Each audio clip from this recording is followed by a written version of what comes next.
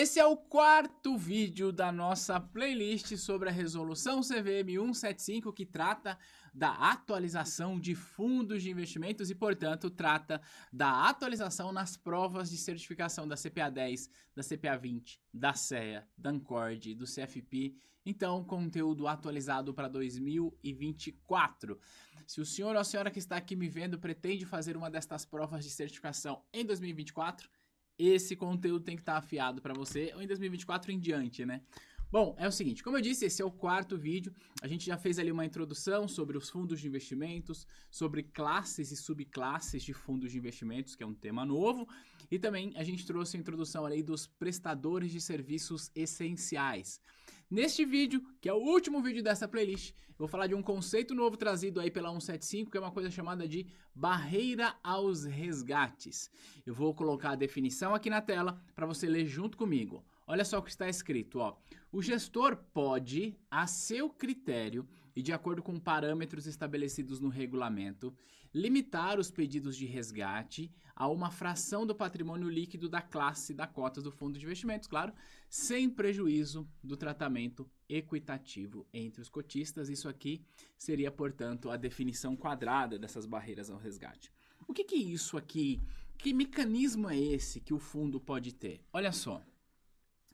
Se estiver previsto no regulamento do fundo parâmetros para isso, o gestor do fundo, que é um dos prestadores de serviços essenciais, que eu falei na aula passada inclusive, ele pode dizer o seguinte: olha, estamos criando ou temporariamente aqui uma barreira aos resgates e essa barreira é de, sei lá, de 30%. O que significa dizer o seguinte: se você cotista for resgatar o seu dinheiro no fundo e aquele fundo está com barreira de resgate de 30%, significa que 30% do que você pedir de resgate não será resgatado agora, você vai receber os 70% e os outros 30% você vai receber mais para frente.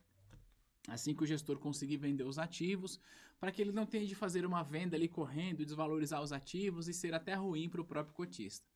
Então, essa barreira aos resgates, embora a primeiro impacto parece que não é bom, na verdade, ele é um mecanismo de proteção para o próprio cotista. Por quê? Porque se o gestor do fundo ele é obrigado a vender os ativos para fazer frente aos resgates, quanto mais ele oferece os ativos no mercado, maior vai ser a oferta daqueles ativos. Portanto, o preço dos ativos tende a cair. Se o preço dos ativos tende a cair, o valor da cota também. Então, o investidor, ao invés de receber, sei lá, R$10 por cota, receberia 8.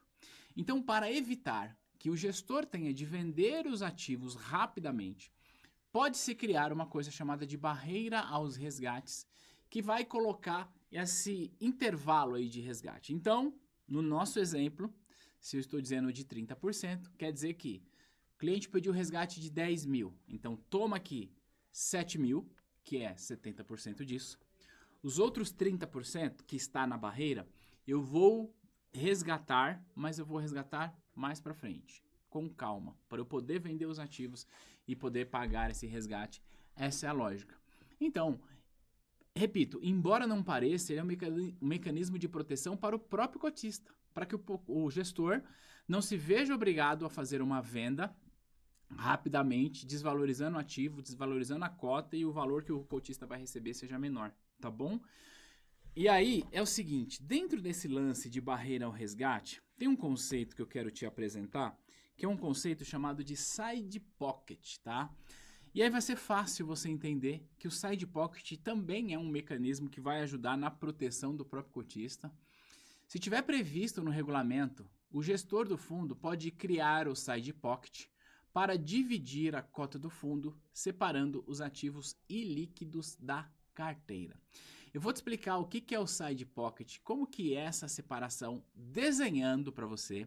Mas antes, quero dizer para você que se você que está aqui me vendo, está se preparando para uma das certificações de mercado financeiro e quer ter acesso ao módulo que trata tudo a respeito da resolução 175, eu estou deixando aqui na descrição um link para você se cadastrar na versão trial do nosso curso, na versão de demonstração do nosso curso.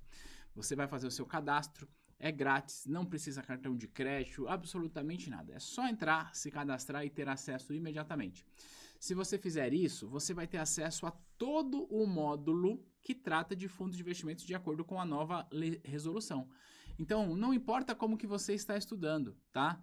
Esteja estudando com qualquer escola, com qualquer meio, com qualquer jeito, você pode ter acesso ao módulo 5 da CPA 10 e da 20, módulo 4 da Ancord, tratando de fundos de investimentos de acordo com a resolução 175. Então, faça isso, clica no link, se cadastra, aí você vai ver tudo a respeito de fundos de investimentos lá na versão trial da nossa plataforma, você vai ter acesso a um dia para você conhecer. Fechado? Vamos entender agora esse tal desse Side Pocket com um desenho que eu coloco na tela para você.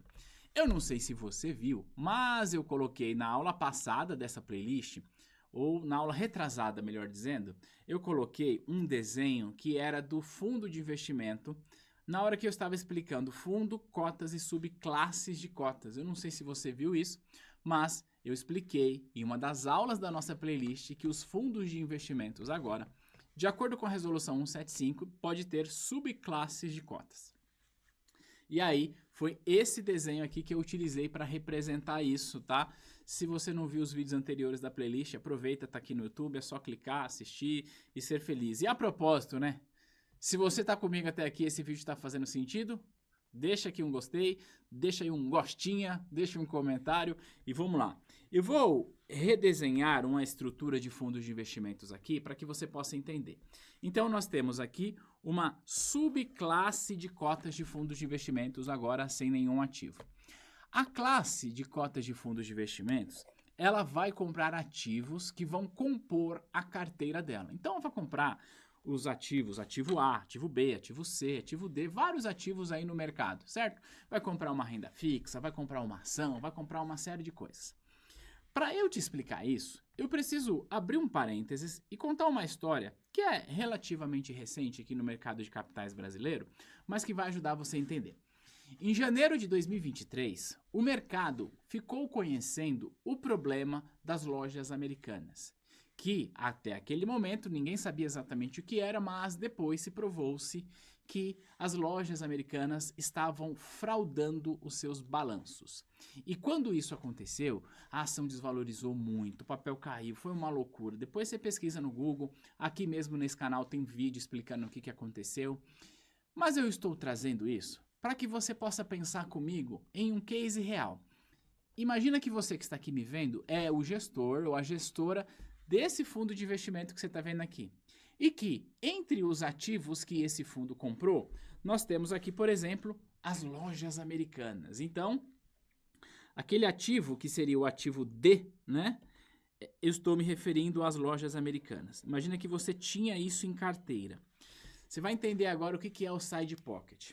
Qual que é o problema de um fundo de investimentos ter comprado ativo A, vou pegar aqui uma caneta de outra cor, ter comprado ativo A, ativo B e ativo C, sendo qualquer ativo, e junto desses ativos, ter comprado ações das americanas e estar com ela na carteira quando veio à tona o problema da fraude. O que acontece é que as ações de americanas se desvalorizaram muito naquele período. E porque as ações se desvalorizaram muito, a cota do fundo também se desvalorizou, já que o valor da cota reflete a marcação a mercado dos ativos, certo? Então, porque as ações caíram, a cota também caiu. Só que aí, veja bem, um dado investidor desse fundo viu que, devido à marcação a mercado de lojas americanas, refletiu no valor da cota e a cota caiu. Aí o investidor olhou o seu patrimônio e falou: eita, o meu investimento está se desvalorizando. Por que o meu investimento está se desvalorizando? Meu Deus, eu vou pedir um resgate. Se eu peço resgate, aí quanto mais investidor pede resgate, o gestor desse fundo aqui, ele se verá obrigado a vender esses ativos. Fala: eita, eu tenho que vender esse ativo A, tenho que vender o ativo B, tenho que vender o C, tenho que vender até as ações das americanas. Só que quanto mais oferta no mercado, mais o preço cai. E quanto mais o preço cai, mais cai o valor da cota, mais o patrimônio do investidor vai diminuindo. Então, você vai entender agora o que é o tal do side pocket, que a Assembleia pode aprovar isso. O gestor pode fazer e a Assembleia vai aprovar essa parada, tá? É basicamente a gente olhar para a nossa estrutura e falar, opa, temos um problema. Dentro da nossa cesta de ativos, ou seja, dentro daquilo que eu, fundo, comprei, existe um mico, existe um ativo ali que está ruim. Então, o que a gente faz? A gente separa ele dos demais. Olha que interessante. Então, agora, eu tirei as lojas americanas da cota do fundo, de forma que, quando eu precifico cotas de americanas pelo valor de mercado, isso não vai afetar o valor da cota, porque ela não está mais dentro daquela cota. E aí, o que a gente faz? A gente cria uma cota para ela do tipo fechada, vinculada ao mesmo fundo. E claro que o cotista, aquela pessoa que tinha dinheiro aqui, ele passa a ter duas cotas diferentes. Uma daquela cota 100 americanas, que aí vai poder resgatar, não vai cair o preço por conta de americanas, e ele passa a ter uma cota fechada de um fundo de investimento que tem só aquele ativo, que não tem resgate, até que, quem sabe, esse ativo se valorize novamente e aí a situação volte. Então, esse conceito de side pocket, a gente pode dizer que, sabe aquela analogia que é, a gente precisa tirar a laranja podre para ela não contaminar as outras? É isso. Se a gente não separa um ativo que está com problema, ele vai necessariamente contaminar todo o fundo de investimentos e aí tudo começa a se desvalorizar. Porque os investidores querem resgatar, porque os investidores querem resgatar, o gestor precisa vender, e porque o gestor precisa vender, aumenta a oferta dos ativos do mercado, porque aumenta a oferta dos ativos do mercado, o preço dos ativos tende a cair, porque o preço dos ativos tende a cair, desvaloriza a cota, e porque a cota está desvalorizando, os investidores podem querer resgatar, e porque eles querem resgatar, e aí fica nesse ciclo infinito. Quando eu separo aquele ativo que está dando problema, esse problema de ficar nesse ciclo vicioso, ele acaba que não acontece mais, então a coisa fica mais ou menos organizada. Então também, embora, repito, pareça até contraintuitivo, mas é um mecanismo de proteção do próprio cotista. Porque assim o cotista vai ficar sabendo exatamente o que está rolando.